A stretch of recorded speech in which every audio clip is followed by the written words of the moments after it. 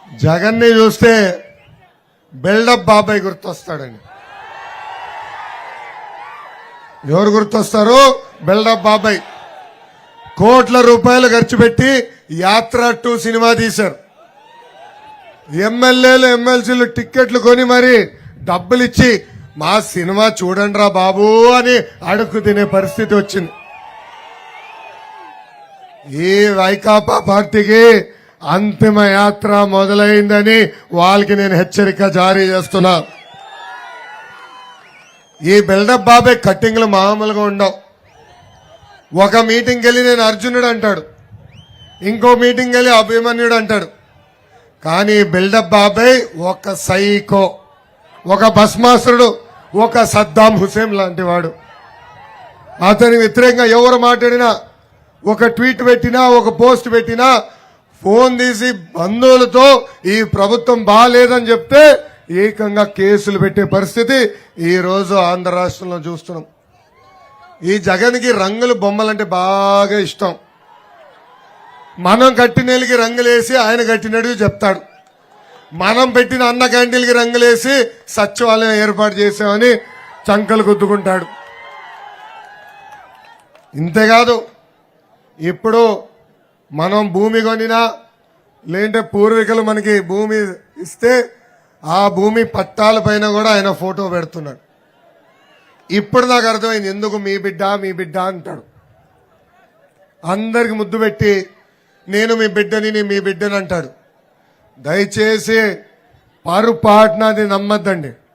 ఎందుకు చెప్తున్నా అంటే రేపు అధికారులకు వచ్చిన తర్వాత నేను మీ బిడ్డను కదా, మీ భూములు తిరిగి నాకే ఇవ్వండి అని చెప్తాడు ఈ జగన్. మన పొలంలో సర్వే జరిగితే ఆ సర్వే రాలిపోయిన ఆయన మొహం ఎందుకురా బాబు? ఎలాంటి పరిస్థితులు ఆంధ్ర రాష్ట్రంలో ఉన్నాయో ఒక్కసారి మనందరం ఆలోచించాల్సిన అవసరం ఉంది. చంద్రబాబు గారు లాగా తనకు కూడా ఇమేజ్ రావాలని జగన్ విశ్వ ప్రయత్నాలు చేశాడు. కానీ అది అసాధ్యం. కారణం ఏంటో తెలుసా? జగన్ అంటే ఒక జైలు గుర్తొస్తుంది, చంద్రబాబు గారు అంటే ఒక బ్రాండ్. జగన్ చూస్తే కోడి కత్తి గుర్తొస్తుంది, చంద్రబాబు గారు చూస్తే కియా కార్ కంపెనీ గుర్తొస్తుంది. జగన్ ఒక ప్రిజనరీ, చంద్రబాబు గారు ముందు చూపున్న ఒక విజనరీ. నిన్నగాక మొన్న మనందరం చూసాం చంద్రబాబు నాయుడు గారిని అతి కిరాతకంగా ఎలా అరెస్ట్ చేశారో. 73 సంవత్సరాల వయసు కలిగిన వ్యక్తి, 40 సంవత్సరాలు రాజకీయాల్లో ఉన్న వ్యక్తి, 15 సంవత్సరాలు ముఖ్యమంత్రిగా, 15 సంవత్సరాలు ప్రతిపక్ష నేతగా ఆంధ్ర రాష్ట్ర ప్రజలకి సేవ చేసిన వ్యక్తి. ఆయన అర్ధరాత్రి వెళ్లి ఇబ్బంది పెట్టి అరెస్ట్ చేశారు. ముందల 3,000 కోట్ల కుంభకోణం అన్నారు, దాని తర్వాత 270 కోట్ల కుంభకోణం అన్నారు, ఇప్పుడు 27 కోట్ల రూపాయలు కుంభకోణం అంటున్నారు.